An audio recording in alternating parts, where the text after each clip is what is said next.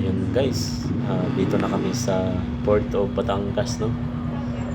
Time check, Palapan? 2:30 ng hapon. Lot ko naman. Bali, nanggaling pala kami guys sa Balagtas, Bulacan. Nanggaling kami doon is Sige. 12 p.m. Mga 12:30 siguro yun. Okay na po. Bali, Opo, okay na. ngayon ang oras 2:30 dito sa Puerto Batangas. Ayan. Kukuha kami ng Aras 3 para dun sa pag-entry dito sa papasok sa Puerto Batangas guys. Bali yung babayaran pala dito guys, no? Sa Roro. Mamaya siguro nasa ano yun, 1,400. Dito naman sa Aras 3 guys, 95 lang. Yan. Mamaya guys, yung pamasahe sa barko is nasa 1,300 or 1,400. Dati kasi sumakay ako 1,300. Ngayon siguro medyo tumaas na. Ang sakyan namin guys, Batangas, going to Calapan. Maganda yung biyahe namin guys. Wala ganong traffic dahil nag-expressway lang kami.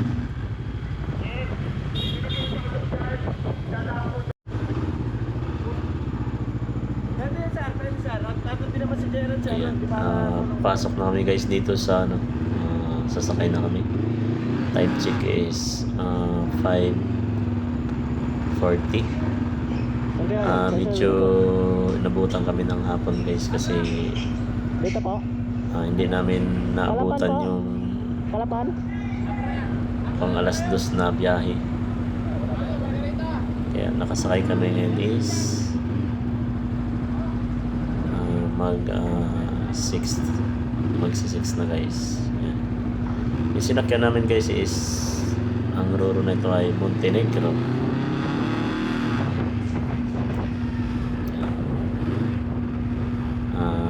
Medyo mabilis lang to guys. Ang biyahe dito is 2 oras lang or 1.5 oras galing dito sa Port of Batangas papuntang Port of Calapan. Ayan. Dito guys yung babayad namin na 1,400. Hindi pa kasama guys yung back ride. Yung back ride is nasa Noel po. 300 plus, parang 380 yata guys. Ayan. Dito na kami papasok.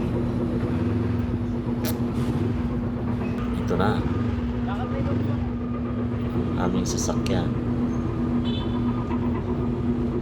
Santa Margarita. Itong Roro na to guys, no? Yung iba natatakot sumakay dito kasi medyo luma-luma na siguro to. Yung mga kasamahan ko na iba doon na nakapila is umayaw. Ang inaano nila is mabagal daw. Okay lang mabagal guys. Ang importante ay tuloy-tuloy makakarating sa paroroonan. Akit na kami guys. Ang ganda ng kalangitan guys. Nag-work.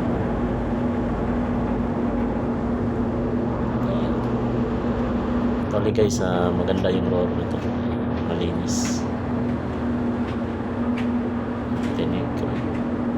Kulay green. Doon naman niya ako sa ano? Naglalong pasahero guys. Ang araw yun is November 26. Ayan guys, may 7-Eleven yung barko na to guys, no? First time ko nakakita guys na barko may 7-Eleven guys. Ayan. Ngayon na ako guys nakasakay ng Roro na may 7-Eleven guys, oh. Tingnan nyo, 7-Eleven sa Roro. Yan. Pati pala dito guys, ang lupit talaga ng 7-Eleven. Ayan. Mga guys, na may 7-Eleven doon. Dito na kami guys sa Calapan. hindi ko na na-videoan yung pagbaba namin dahil nagmamadali na kami kasi hahabol kami sa alis ng barko doon sa Ruas Mindoro guys. May paalis kasi doon na alas 10 going to Katiklan guys. Sana maabutan namin. Dapat makaabot kami doon sa alas 10, pang alas 10 guys. Sana makaabot kami, kaya medyo nagmamadali na. Hindi namin na video guys yung pagbaba doon sa Aurora. Medyo gabi na kasi. Yung biyahe namin doon guys galing Batangas going to Calapan na nasa 2 oras lang guys. Time check na yun is mag-8 na guys. 7:46 kami bumaba doon sa Aurora. Dito pala guys no, yung Calapan na to is napakaganda ng daanan nila dito. Malawak, tapos walang traffic guys. Ang problema lang guys dito ay may madaanan tayo baha. Alam ko guys may madaanan na baha kasi umulan dito umaga. Bali meron tayong madadaanan na baha. At least, dalawang ano yun guys, dalawang baha yung madadaanan natin.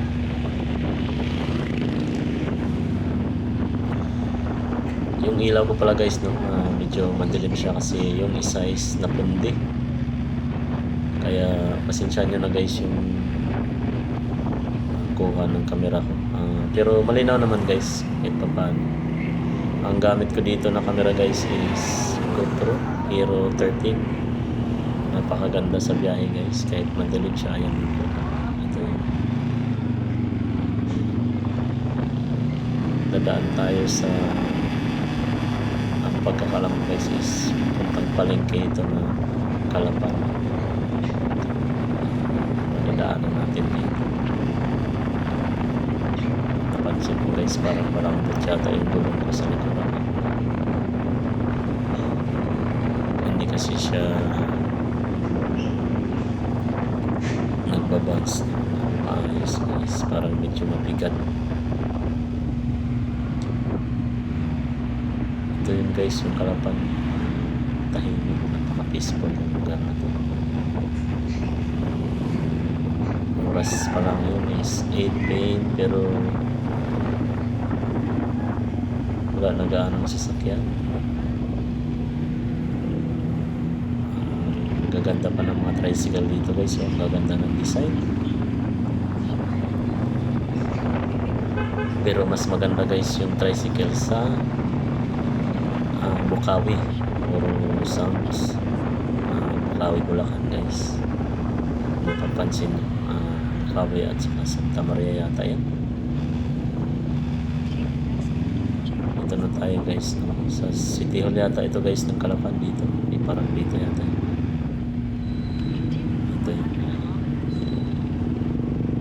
Sa bandang kaliwa. Ang ganda ng bridge nila guys. Magpapailaw talaga sila. Pagaganda. Sa mga gustong bumiyahe pala guys no, pag pumunta kayo ng Negros or Iloilo, medyo mahirap nang sumakay pag galing ka ng Batangas going to Calapan. Napakaraming nakapila na sasakyan. Swerte lang natin kanina at nakalusot tayo.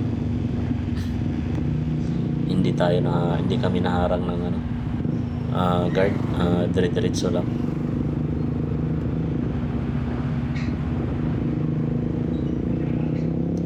Doon guys sa Port of Batangas pag December, napakahirap sumakay guys, lalo na pag nasa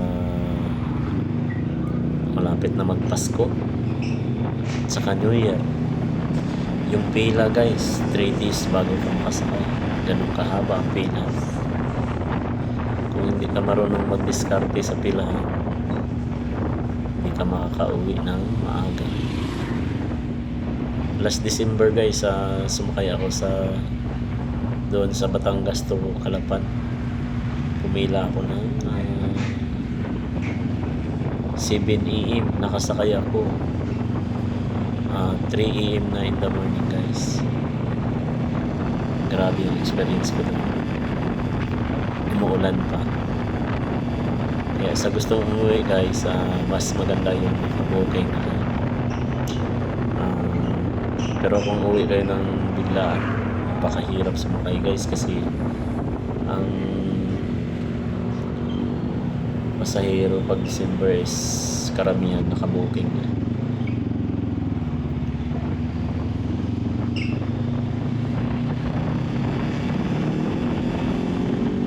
Time check guys, 8:20. Nadaan muna tayo sa Shell guys. Magpapagas tayo at saka magpahangin ng gulo. Ayan guys, ito yung Shell.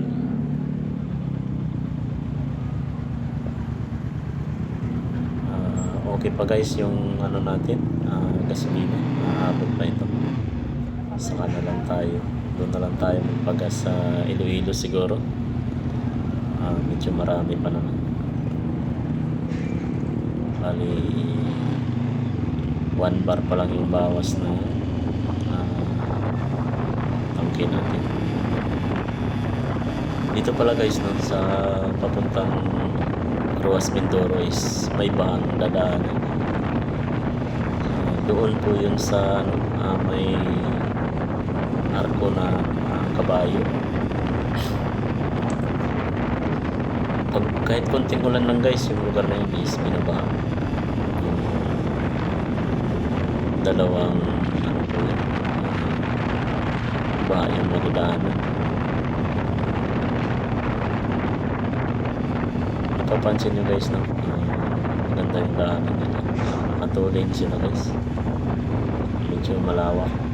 Ayan, bagal-bagal lang tayo kasi mas okay yung safety. Saka napakaganda yung biyahe namin ngayon guys. Walang ulan. Ayan. Takbo-pogi lang guys.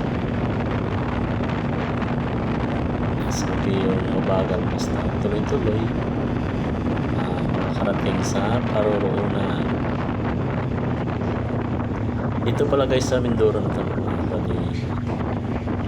Last year, parang 4 times yata ako umuwi sa Negros. Or 4 times guys.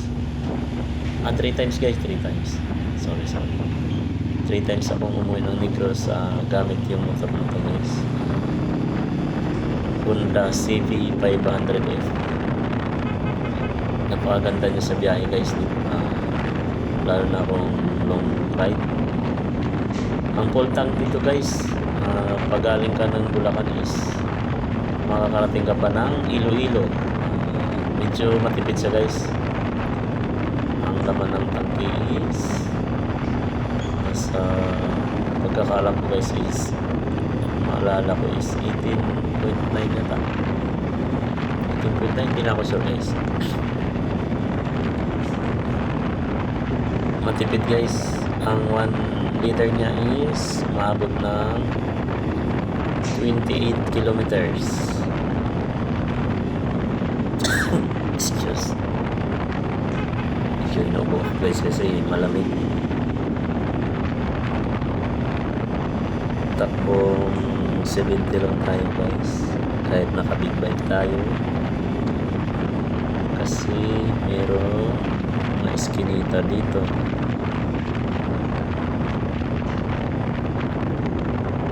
Ang ganda ng kalsada ng Mindoro guys.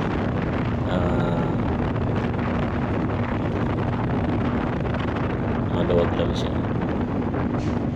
Ayan, ganda, maliwanag guys yung kalsada nila. Yung ilaw ko guys is pundi yung isa, kaya makikita nyo medyo madilim.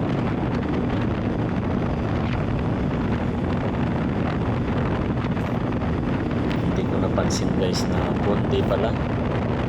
Pero nung umalis kami guys doon sa Bulacan is okay pa naman siya. Pero sa ngayon medyo palyado na. Kaya mapapansin nyo is yung ilaw ko ay puro kaliwa lang. Sa kanan is wala. Pag dumaan kayo dito guys, lalo na paggabi, maganda siya. Wala ganong sasakyan. Kaso may madadaan lang na madilim na lugar. Tapos bundok siya guys. Medyo nakakatakot. Ayan guys, dito na tayo sa baha guys.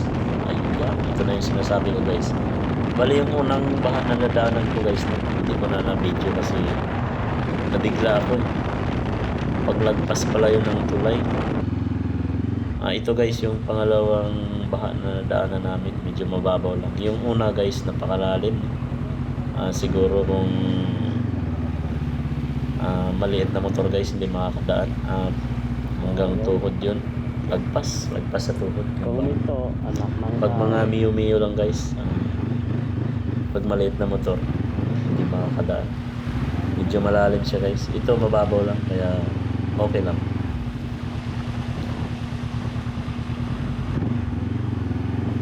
Oops, wag kang huminto. Ayan guys, mababaw lang yung bana ito. Pero mahaba siya guys. Medyo may kahabaan siya. Yung kabilaan na yan guys is palaya. Ayan, ito na guys. Magpas na tayo sa bahay.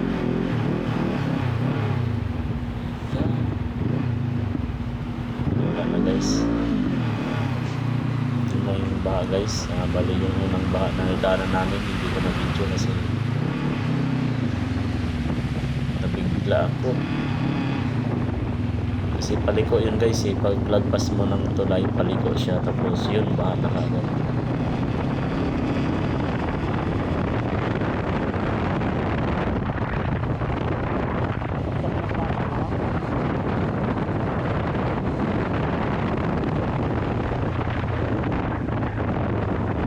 Ayan guys, dito na tayo sa Pinamalayan, Mindoro guys. Yan.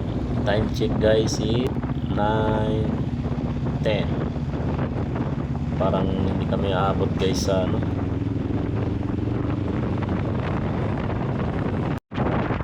Ayan, napakaganda guys. Ganda ng pailaw nila. Hindi ko lang alam guys kung ano ng lugar to ng Mindoro. Kasi kabisado dito. Yan. Ganda ng pailaw. Parang hindi na kami aabot guys sa pang alas 10 na biyahe ng barko. Medyo malayo-layo pa kasi 1 hour pa yung biyahe. Ayan guys, dito na kami sa Ruas Mindoro, no? Dumating pala kami dito guys 10:40 kagabi, no? Hindi ko na binidyo kasi na-flat yung gulong ko. Kaya hindi ko na nakuha ng video guys. Dumating kami dito kagabi guys is 10:40. Medyo nahuli kami ng konti. Pagdating namin is fully book na yung barko. Kaya ngayon pa lang kami sasakay guys. Ang oras is 5 AM na ng madaling araw. Ayan.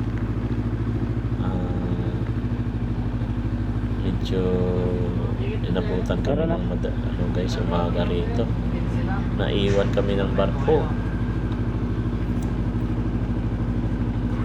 Ito yung masaklap guys pag hindi mo kabisado yung biyahe ng barko dito. Pagdating namin guys, paalis na kayo. Kami nakasakay.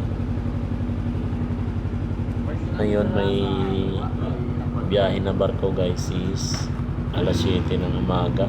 Starlight. Kaya dito na. Ito yan guys yung Puerto Broas, Calapan. Layo na. Yan. Ang babayaran pala dito guys, no? Nagbayad kami dun sa Starlight. Ang binayaran namin is 2.8. Driver at saka motor, bukod yung pasahero. Yung pasahero guys is 1,000. Bali yung binayaran ko lahat is 3,800. Ayan guys. Oo. Umaga na. Ang oras is 6 AM. Papasok na tayo sa barko guys. Medyo inumaga na kami rito. Nakakaantok na. Sarap na magkape nito guys. Ayan. Ang kasama ko pala guys sa biyahe ko is yung pamangkin ko. Ayan. Kaya kami pala umuwi guys, no? Meron kami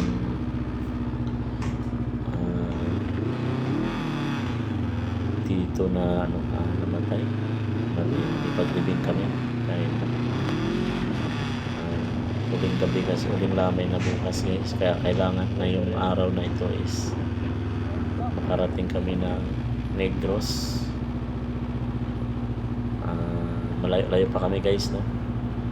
Bali galing dito is siguro abutan pa kami ng gabi bago kami makamarating ng Negros Occidental.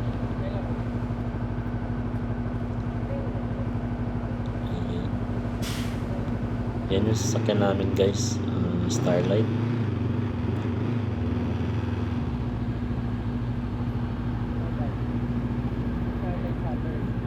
Bali konti lang kami ngayon yung motor guys, parang 6 lang yata kami. Yan lang yung available na slot nila, 6 na motor lang. Maswerte tayo kasi nakauna tayo.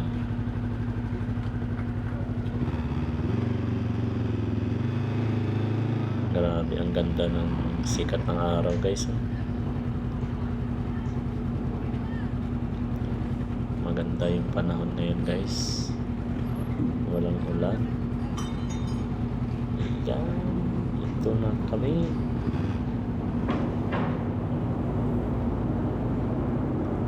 Ito pala guys, no?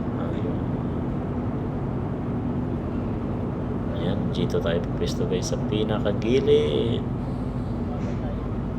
Ayan, na si Ayun, ako na. Idol. Diyan tayo, tatabi tayo sa kanya. Ayan.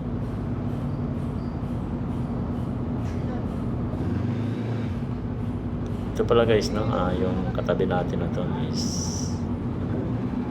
si Idol yan. Galing pa yan ng Ilocos. Ayan. Kasabay natin na to guys, yung Aerox na to, yung katabi. Galing pa siya ng Ilocos. Ayan. Bali, kagabi pa natin siya guys nakasabayan. Simula Batangas hanggang ngayon.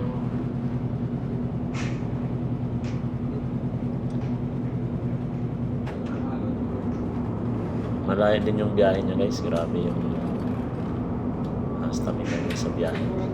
Medyo may edad-edad na pero 500. kaya na pa rin bumiyahe ng ganung kalayo. Simula Ilocos hanggang Negros din siya guys. Silay. Travel din siya mag-isa. Aerox yung dala niya guys. Oo. Dito pala guys, no? Yan. Need natin magbigay sa nagtatali-tali na yan. Paano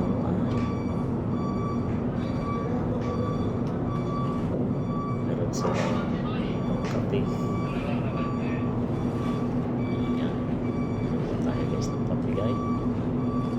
Kahit 50 lang. Ayan. Sa mga lori natin. Ayan.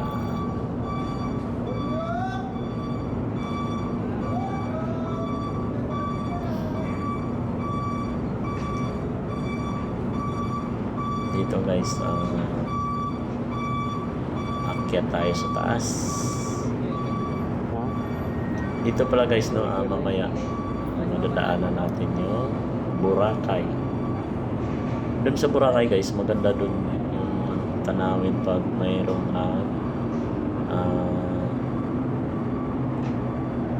tawag doon, parasailing guys. Ang daming nagpaparasailing doon sa Boracay. Mamaya madaanan natin, matatanaw natin. Siguro makakadaan kami doon guys is mga 11 AM or 12 PM na guys. Medyo ano kasi to guys, malayo-layo. Siguro mga 4 hours yung biyahe namin dito. Simula Ruas, Calapan going to Katiklan. Medyo malayo-layo to guys, kaya nasa 4 hours.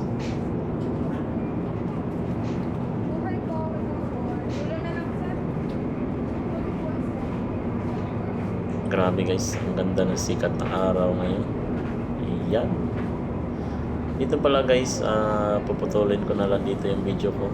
Abangan nyo na lang yung next video ko kasi medyo mahaba-haba na. Makabagal na. Sa next video ko is biyahe namin simula Port of Katiklan papunta Negros na guys, Negros. Dulo daw, dulo. Subaybayan nyo ako guys. Salamat sa panonood nyo. Dito na lang. See you next video ko guys. Thank you sa inyo mga minamahal kong subscribers. Salamat. Yo. Para sa lahat ng nakadalawang gulong, helmet sa ulo, puso sa biyahe. Let's go.